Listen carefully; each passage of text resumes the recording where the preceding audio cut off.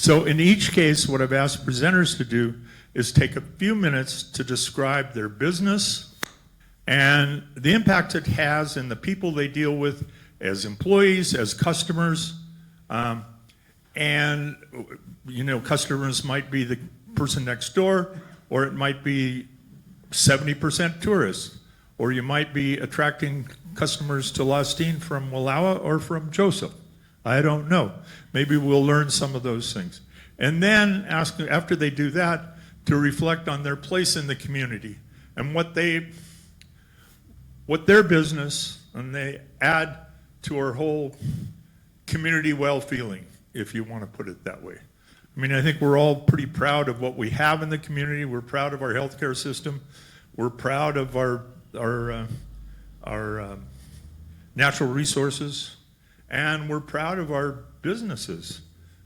Main streets in our community are pretty damn good compared to a lot of communities, especially rural communities across the nation. Okay? So with that, Becky Weiland is at the Bookloft, and of course, she's fabulous and the Bookloft is fabulous, but there is a little bit of prejudice there, of course. There's a little bit of history there. And so we'll start with Becky, and Leah Svensson is probably the newest business here, but not the newest person here. She goes back because she was born and raised here. And then Mike and M. Crow, which has carved out, regenerated something that started 100 and how many years ago? Okay, well, you folks come on up here and grab seats and microphones, and then we'll let her go. Thank you all. Katie had a friend who worked at the Bookloft, Andy Fairchild, and he let us know that Mary was trying to sell it. And Katie and I had spent a few years talking about all these brainstorms that we could do to start a new business. There was thoughts of a tubing enterprise. We had a lot of different ideas. And when Andy told us that, she sent me a text that said, "What do you think about buying a bookstore?" And I said, "Yes." And that was that. I mean, I'd worked in social work for about 15 years, and I had moved here and was working at the Center for Wellness. And I was starting to get burned out. I wasn't really doing the job that I thought I could be doing, and I was super excited to have that opportunity. So we got started with that, and I knew nothing about owning a business, unfortunately, but I have always been an avid reader, and when I was a kid, I dreamed about that opportunity, and so it was sort of a dream come true. And it's been a huge learning curve. I'm sure Anne could come up here and talk way more and with a lot more knowledge and rich about the process of owning a bookstore, but I learn something new every day. I've never had a job. I've never been more happy, and I'm just really, really grateful for the community that it has given me. We've had it for 5 years now, and that versus the first 3 years that I was here, my community has just exploded in a million different ways that I probably can't even articulate here, but it has just given me so much more than we give. That being said, I think that the Bookloft is a really central part of downtown Enterprise. I think that we are so lucky that we had Rich and Judy start that when they did. I don't think that starting a bookstore now or when we took over would have worked, really, because they have put so much history into the community, and it's sort of just a mainstay for everybody. In terms of who's coming there and who our customers are, well, all of you are kind of our regulars right here. Here you are. We have a bunch of folks that come over from PGH next door. We have a huge apartment building next door that just got bought by a working family building You guys? Oh, building healthy families? No. Working homes. Thank you from Janet, and anyway. So we just have the whole community that just comes down. We've got our dedicated morning coffee group who's in the back there supporting us, and they come every morning and. We just discuss the issues of the day, and I think it's an outlet for all of us who can be very frustrated with some of the things that are happening, and I think that's all I got. Is there? Yeah. Can I go on to Michael? So my name is Michael Junkins. I think I know most of you. I'm a general manager and one of the owners of MCRO down in Austin. Since you've all been there, I don't feel like I need to tell you what it was, but I can give you a little bit of the history as far as I know. Way back, so in the late 1800s, this building in Austin was the Austin Mercantile, and then the Crow family bought it in 1906 or 1907, and then they ran it all the way till 2013. And it was, like the Bookloft, like a bastion of the community. And then in 2013, 2014, Tyler Hayes, who's a cousin of mine by marriage, he bought it from Doug Crow. And the business was, Doug was finding it hard to run a general store, as he'll tell you, and with everything, online shopping, all that. So he sold it to Tyler. And Tyler's intention was basically like to save this kind of, Tyler grew up here and went away, and he wanted to save this piece of Valhalla County. It was important to him. And then at the same time, he saw it as an opportunity to kind of expand his art and his brand. He's a furniture designer. And so he bought the store and launched an MCRO brand. And the idea behind that is the goal is to make American-made goods from local resources and a variety of things, so tile, clothing, beer, all these different things, a wide variety of stuff. So that was in 2013. Tyler bought it, and it basically went from the general store with the Crows and kind of just transitioned. So there was no hard closure or anything. And he kind of changed it, and a bunch of great people ran it for a couple of years, and it worked. It was amazing, but business-wise, it didn't really work.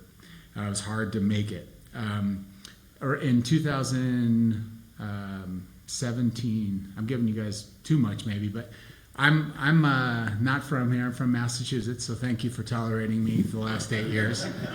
I married in, so to speak. My wife, Natasha Hayes, grew up here, and she is Tyler's cousin, so that's my connection to the Hayes family. Tyler called me.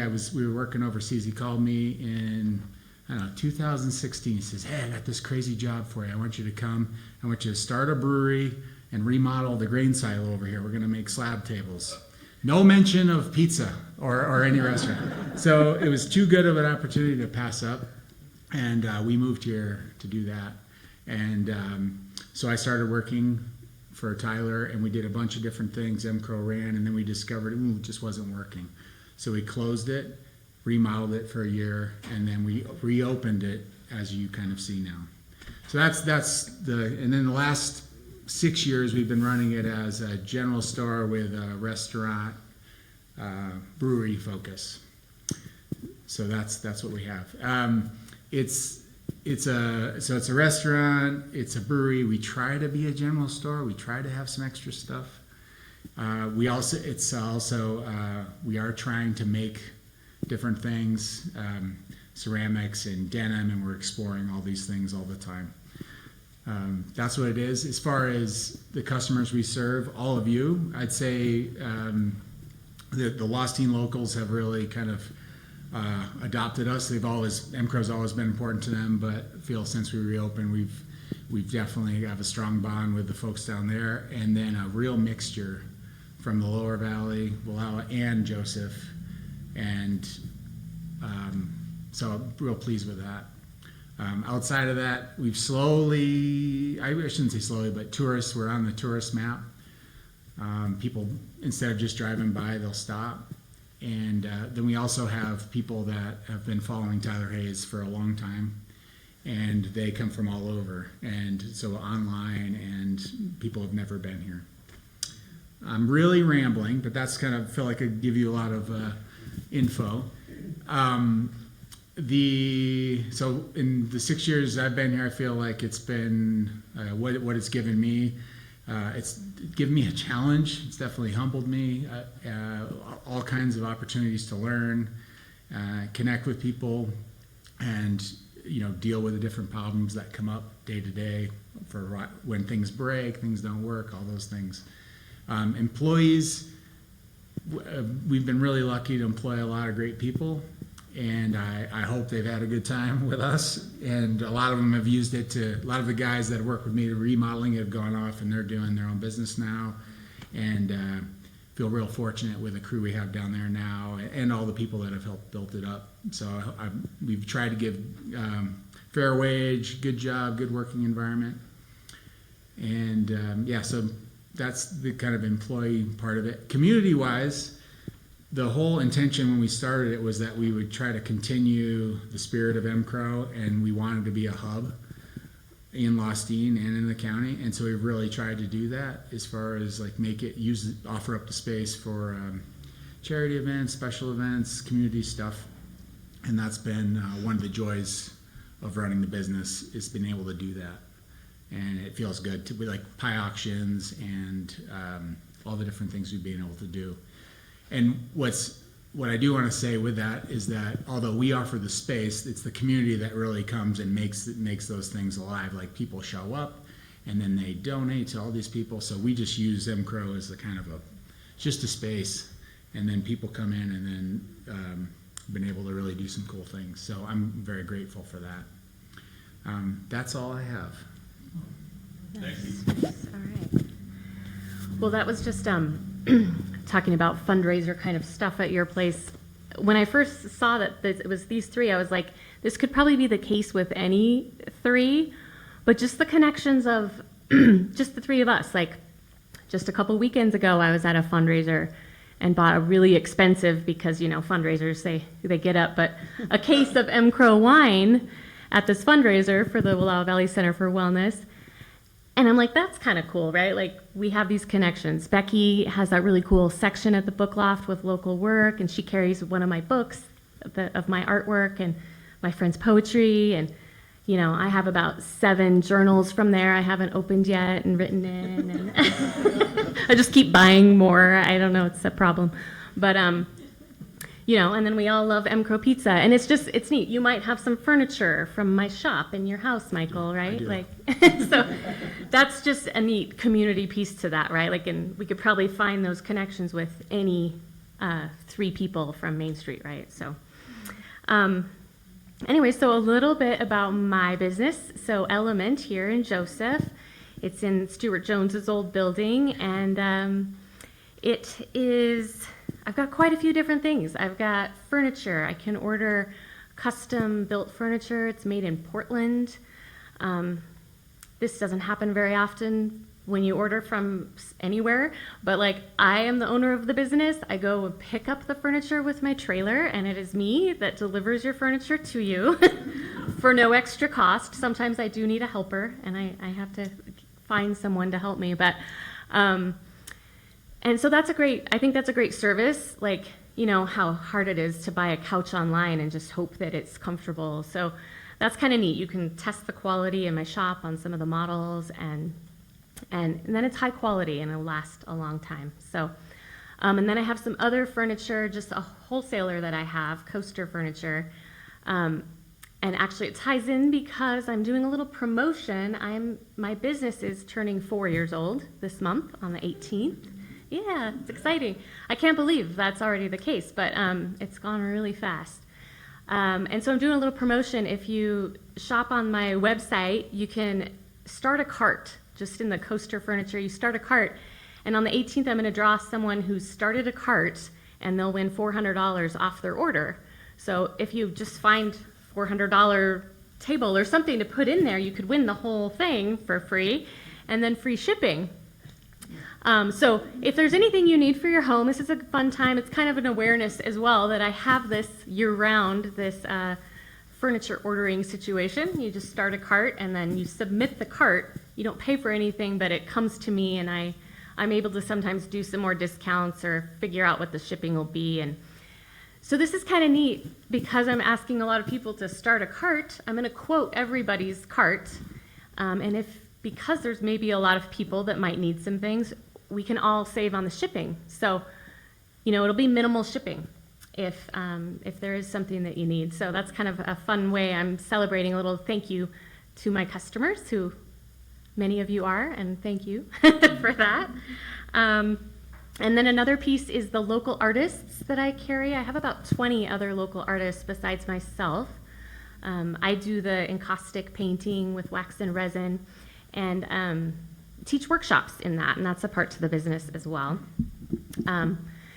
And so yeah, it's such a fun part of it is being able to sell work for other artists. I think that's a really great way that I serve the community.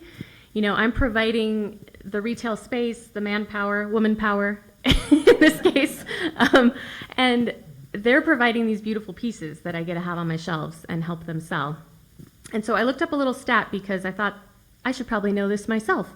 And that was the thing, my previous life was in marketing for the bank, which used to be in this building. But anyway, I used to have to look up all these stats all the time, right? Now that I'm in business myself, I just don't really have to, which is great because that was not my favorite part. but every now and then I'm like, maybe I should know this. But so I looked up, since I opened, so 4 years of selling other people's art, it's been $140,000 that we've sold of other artists' work. And that was just $56,000 last year. I was kind of impressed by. And, the artist gets the large majority of that. I do a really fair commission price, I believe. So that's kind of neat. It's, anything from jewelry, pottery, furniture. It's a fun mix, and it's, I just really enjoy, even though, I'm paying out every month, it's really nice. It's rewarding for me to be like writing these checks to other artists, right?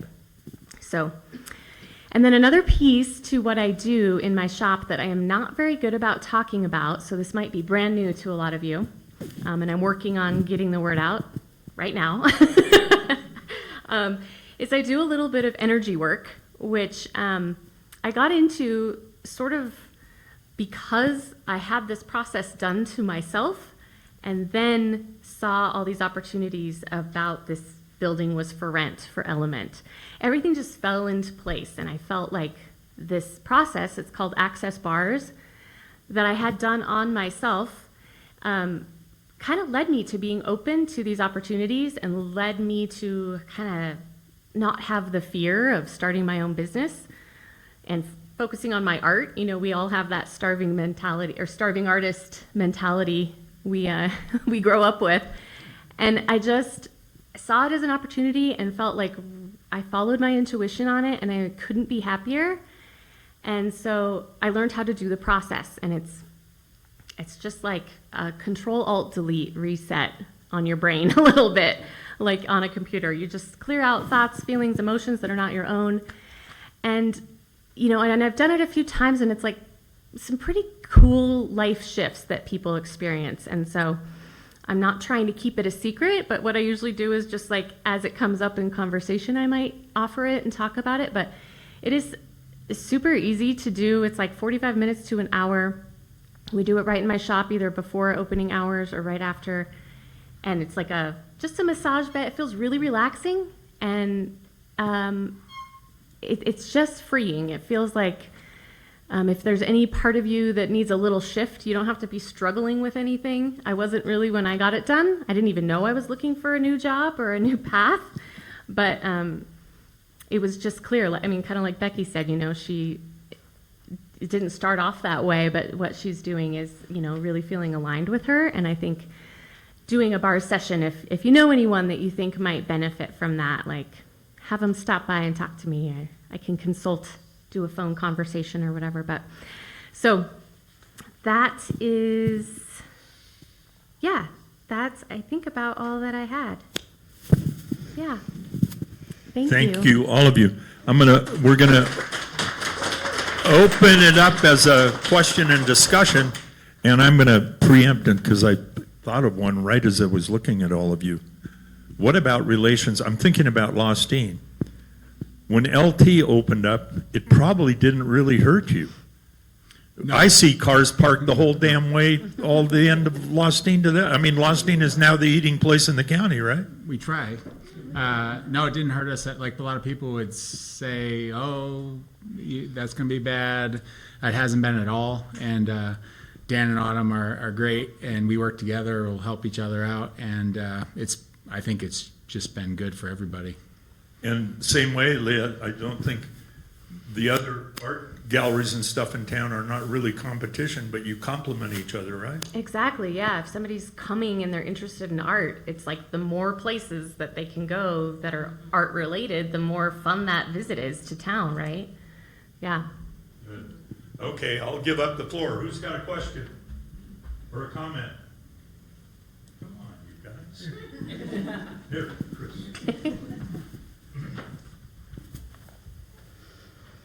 So Leah, do you do any, go to anybody's house to look around, to give suggestions on what to hang up here and what to do there, how to move the furniture and how, there's gotta be some single old guys around that need help with, been looking at their living room looking exactly the same way for way too long. Right. Can you help those Right. people? I do dabble in that. I don't like put that out there as an offer, but yes, I've just a couple of weeks ago went and helped to hang a gallery wall for some customers, and just they ended up buying one of my prints because it looked really good in the gallery wall, and yeah, for the furniture, I like to consult if people are wanting to order a piece of furniture, on the fabric color and stuff. But yeah, I mean, it's not like a part to it. I wasn't trained as an interior designer, but I have many people that say, we don't care. Will you come and give me your opinion? So yeah, thank you. Okay, who else? Yeah, Jim. There's new construction in M. Crow's in the back. What are you building? Oh man, we all kinds of stuff. Right now we're building a pole barn in the back for all of our. We're building a pole barn for all the stuff in the back, all the outdoor brewery stuff that we have. So we're almost got the roof on, and now we need to get we've got the roof sheathed. We need to put metal roof on and side it. Okay, next. Come on. Michael, is the little house next to M. Crow, is the little house next to M. Crow a gallery, or is it going to be? It's so close. It's so close to being done. It's a finished space without anything in it, but it's intended to be more where we would sell or show kind of the more product stuff. So denim, ceramics, maybe some art. Kind of separate. So if you buy a T-shirt, it doesn't smell like pizza. 'Cause that's kind of the goal. That's not necessarily a bad thing. It's not a bad thing. Nope. If you're into that, thank you. How many pies did you sell at the Weaver pie auction? I think there was over 100. Yeah. How many of you were at that auction? And I'll bet you that they averaged over $200 a pie. Yeah, I think so. I think it Yeah. was really amazing. Well, that was evening. a great event. Yep. Thank you. Okay, Judy? For all three of you, are you expecting a good summer, or how has business been year-round for all three? Yeah. I think it'll be, we live in a beautiful place, and that hasn't changed. So I think, just regionally, that same sort of travel, I think we expect the same type of tourist as the last couple of years. I do anyway.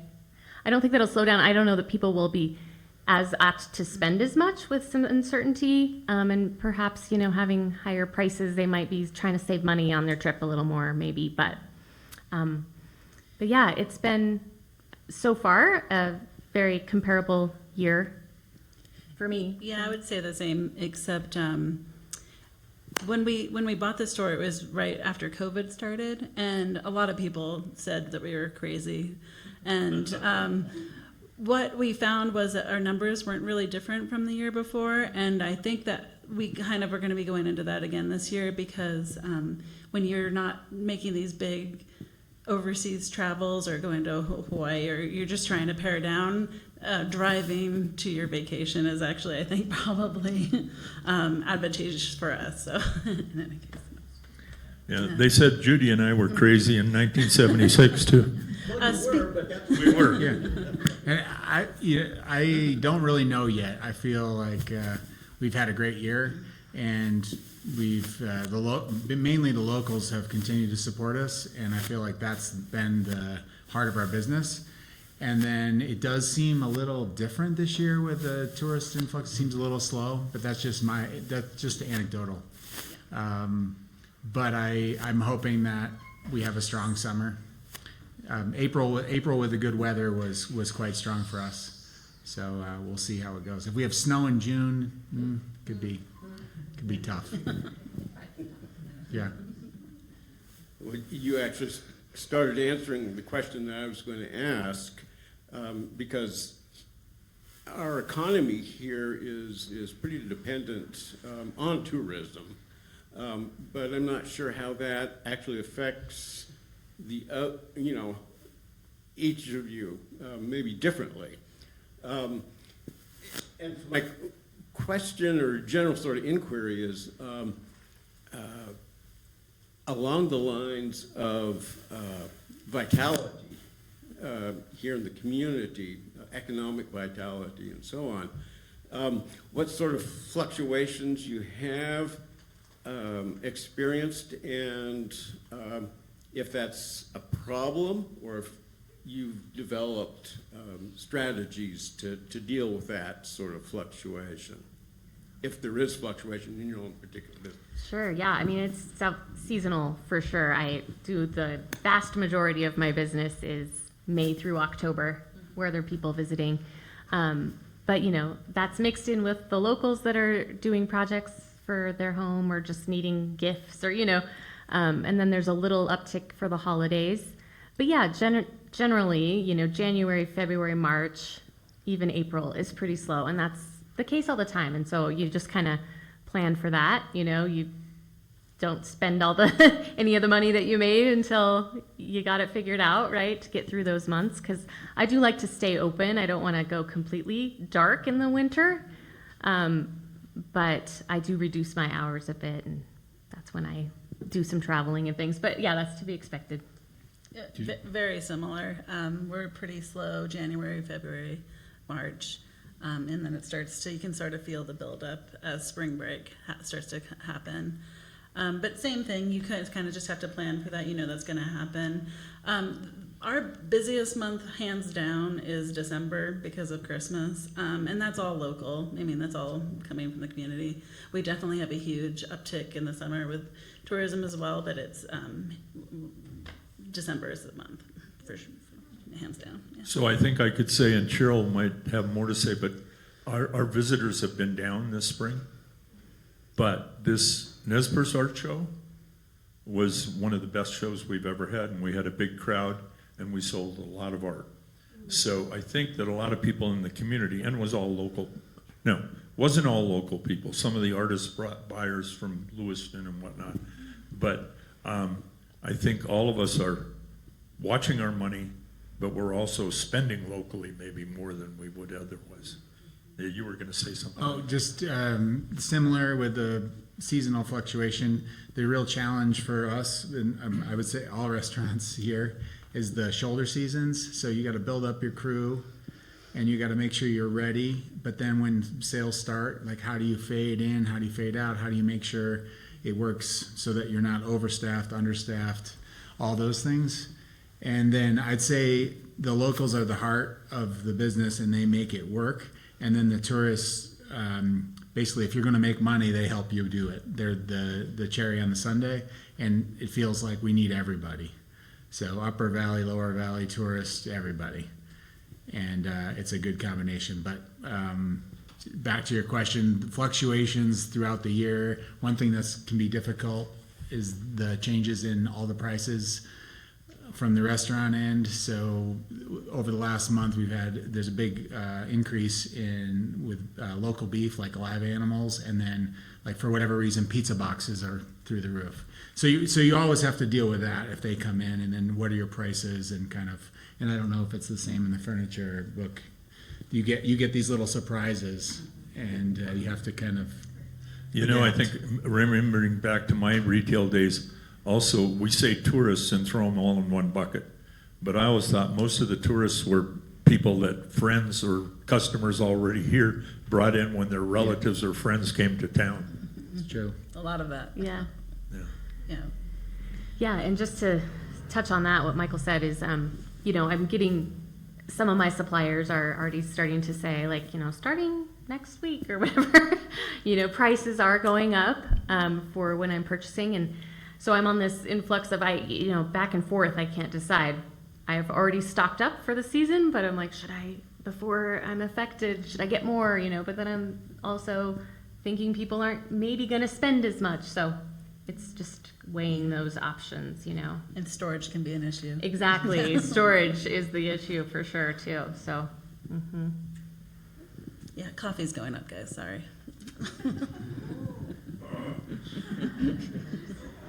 Yes, Ted. Yeah, I think it's important. I can't talk sitting down. This is off anyway, isn't it? Testing, 1, 2. it is. You probably inadvertently turned it off, Ted. That's my Now middle name. it won't go on again. Well, this is the first time with this mic. We're testing out. Just yell loud, Ted. Okay. Hi, Judy. Hi, Ted. One of the things that I think is really interesting, like with these 3 people and Judy and Rich. Hello, testing. And here's another business owner. Here's another business owner. Several of you in here have had your own businesses. And when you start out, and there's another business back there, when you started out, you absolutely think you've gone insane. Why am I doing this? That I'm going to go broke. I'm going to be the laughing stock of the town because you're public. And these people I'm sure went through the same thing, like, will I ever get my money back? So I think one of the driving forces is not so much the economics, it's the passion that the entrepreneur has and the vision. And each of you have that, and I want to compliment you on it. Thank you. Thank you.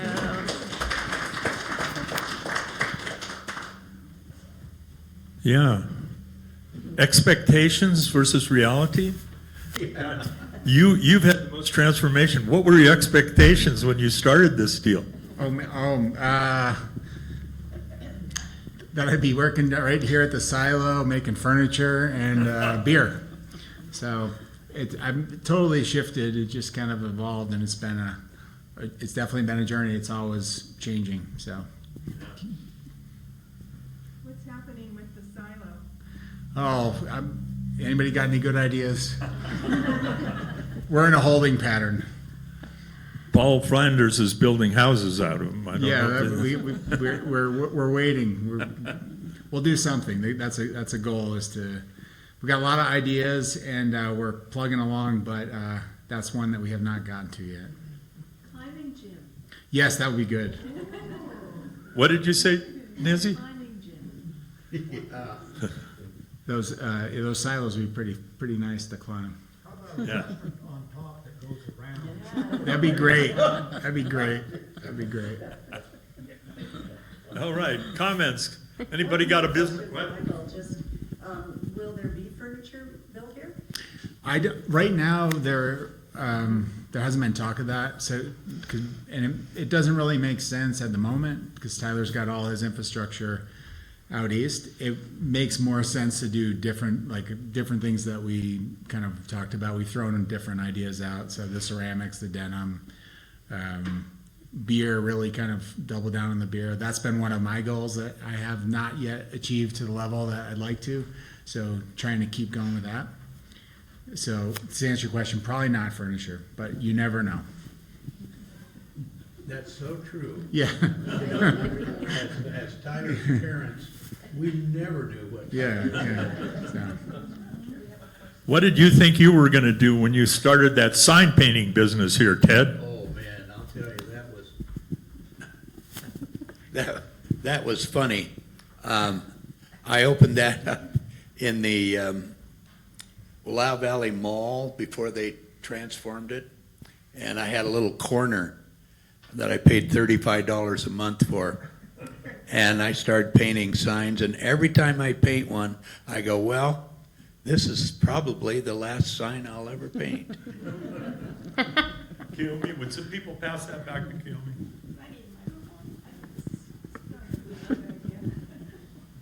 Is it on?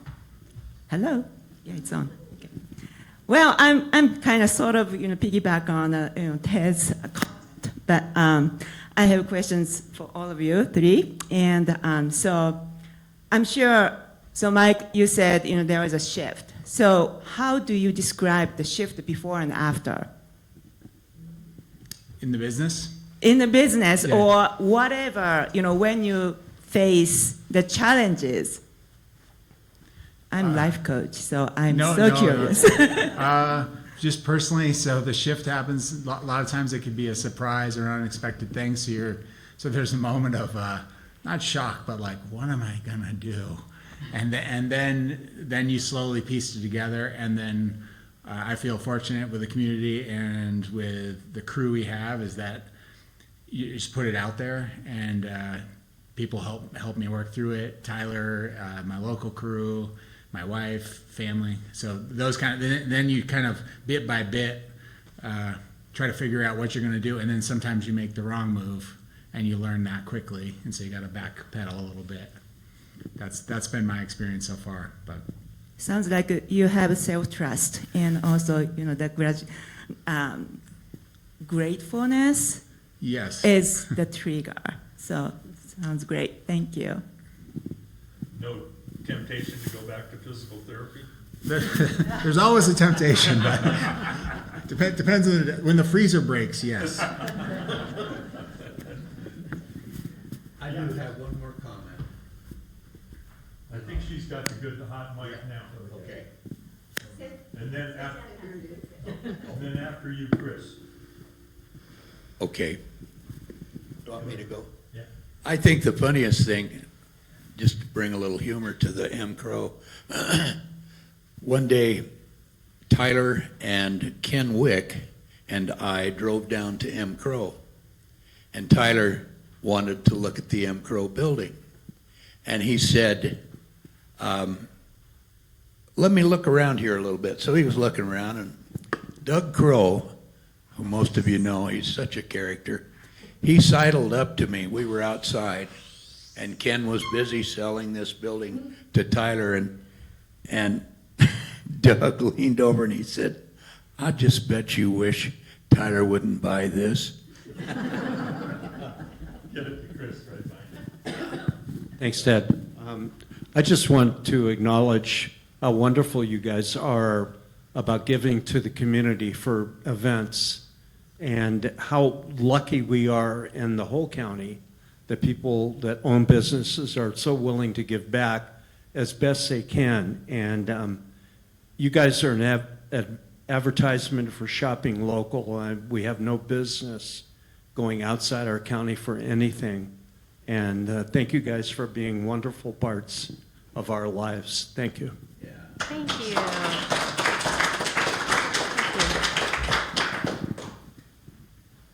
On that note, I do just want to mention something that actually this kind of spurred this, how the community, I was like, there is a part of me that wanted to be really cautious right in the beginning, because I was like, I don't know if this business is going to really run. And so when I do my sponsorship and donation dollars, I have to be pretty choosy, and I like to have the farthest reach, I sometimes unfortunately have to say no to people running for some state rodeo thing. I'm like, good luck. But, I prefer my dollars go to more people. And so it's kind of hard to pick and choose, though, because there's so many good, worthy causes. But I did decide to do, so starting this year, I'm going to do a 5% donation of anything that I sell that is food related. I have like charcuterie stuff, snack stuff, and anything to make and serve meals. 5% of those sales are going to go to the Meals on Wheels program here for Wallowa County seniors. I'm going to just do that every year. I'm like, I'm doing okay. Like, I can do that, right? So I'm going to do that. And then 5% of my encaustic workshops are also going to go to a youth scholarship here at the Josephy Center. We're working on something with that. So anyway, it's kind of a fun thing. So, thank you. Along those lines, though, really fast, but she just said that, it kind of reminded me. I'm also on the farmers market board, and it's just my first year, so I get to ask people for money. But I went to Leah, and she immediately wrote a check, so she's not that choosy.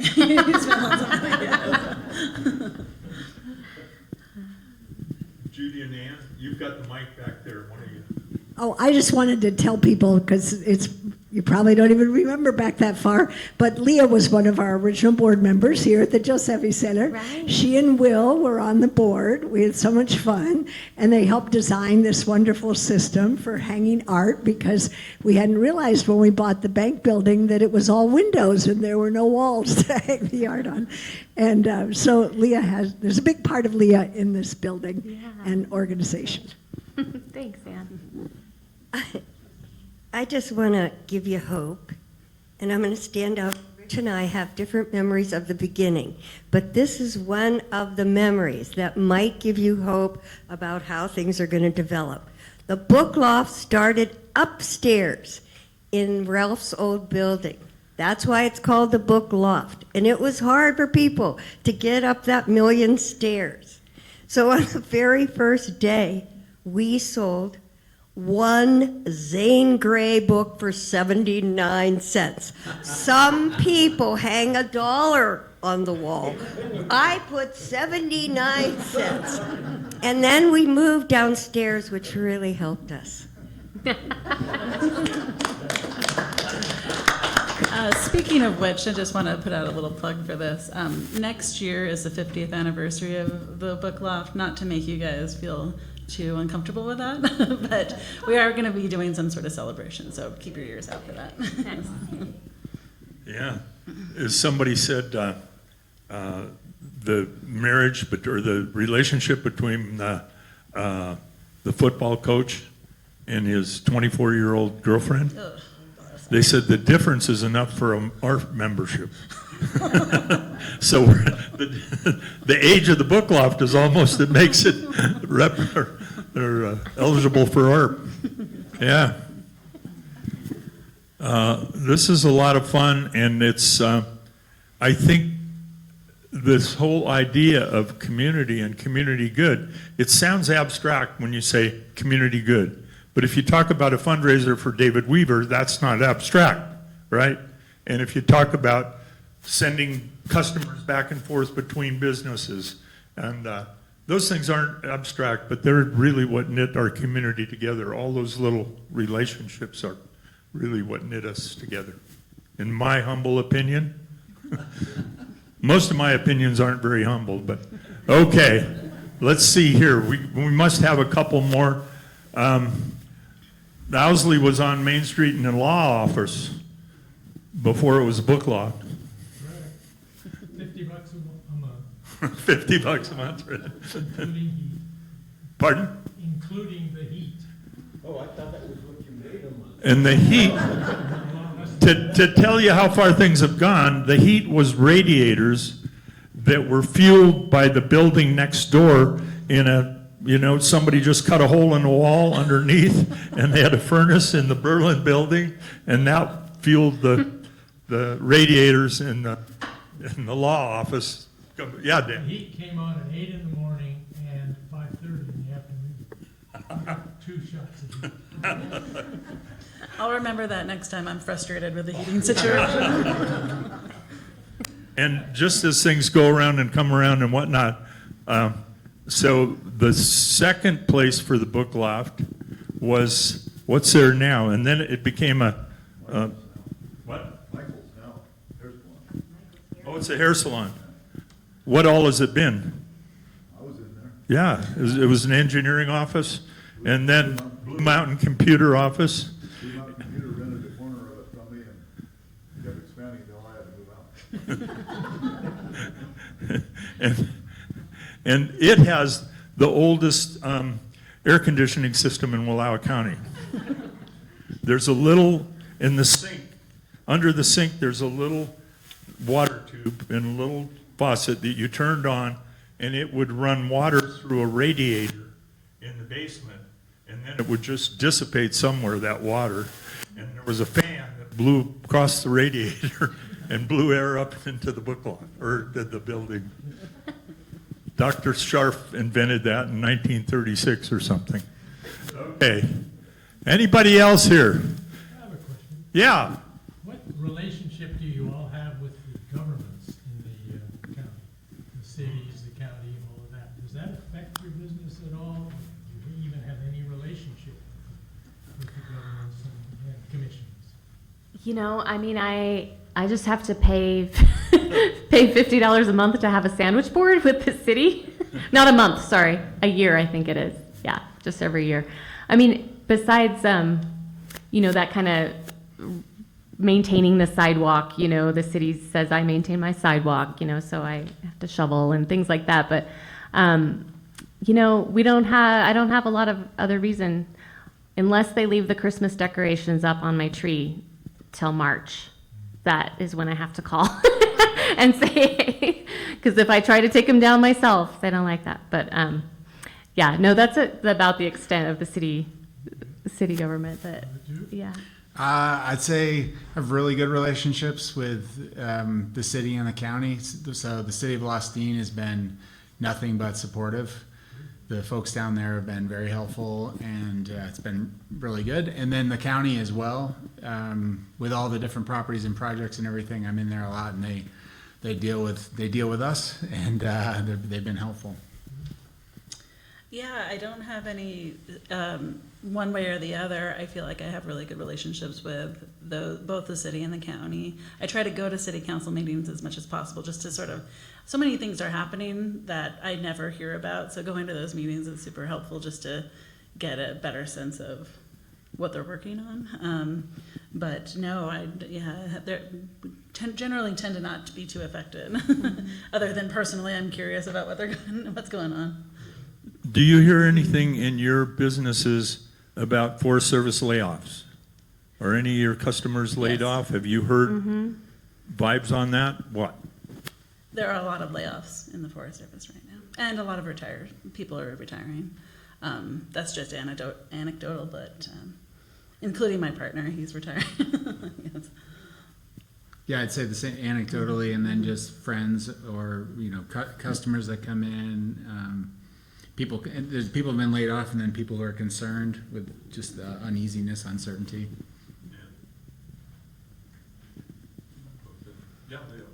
Oh no, I don't have anything to add. Other folks out there? Well, if not, we'll wrap it up. But thank you very much. It was very wonderful to hear about your businesses, and congratulations on what you contribute.